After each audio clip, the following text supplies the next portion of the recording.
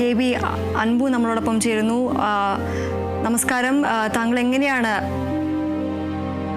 VS. അച്യുതാനന്ദനെ ഓർമ്മിച്ചെടുക്കുന്നത്? അല്ല, ഞാൻ 95-ല് hello madam 95-ല് CPM-ന്റെ അളമ്പച്ചൂർ party office ഉദ്ഘാടനത്തിന് AB ഭാഷ മന്ദിര ഉദ്ഘാടനത്തിന് VS വന്നിട്ടുണ്ടായിരുന്നു. അതിൽ അധ്യക്ഷൻ ഞാനായിരുന്നു. അപ്പം അതിനു മുമ്പ് തന്നെ നല്ല തൃക്കരിപ്പൂർ സ്കൂളിലൊരു സംസ്ഥാന കലോത്സവത്തിനും VS-ന്റെ കൂടെ ഉണ്ടായിരുന്നു.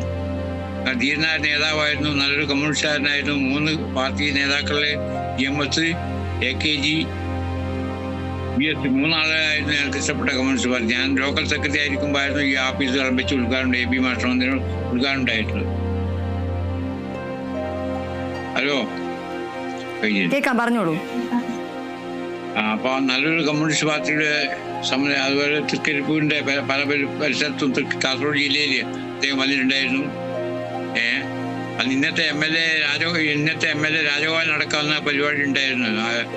ആ പരിപാടി ഇബ്രാഹിം ഭാഷ മന്ദിര ഉദ്ഘാടന സമയത്ത് ഉണ്ടായിരുന്നു. AB ഇബ്രാഹിം ഭാഷ മന്ദിര ഉദ്ഘാടനം ഇളമ്പച്ചി 95-ലായിരുന്നു അദ്ദേഹം ഉദ്ഘാടനം ചെയ്തത്.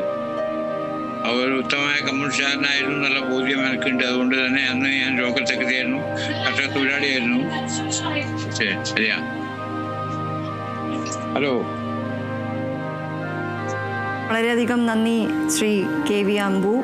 ഇപ്പോൾ നമ്മളോടൊപ്പം സൂര്യ ഗായത്രി ചേരുന്നു. സൂര്യ, എന്നും ജനങ്ങൾക്ക് വേണ്ടി നിലകൊണ്ട ഒരു നേതാവായിരുന്നു വി.എസ്. അച്യുതാനന്ദൻ. അഴിമതിക്കും അനീതിക്കുമെതിരെ വിട്ടുവീഴ്ചയില്ലാതെ പോരാട്ടം കാഴ്ചവെച്ച ഒരു നേതാവായിരുന്നു.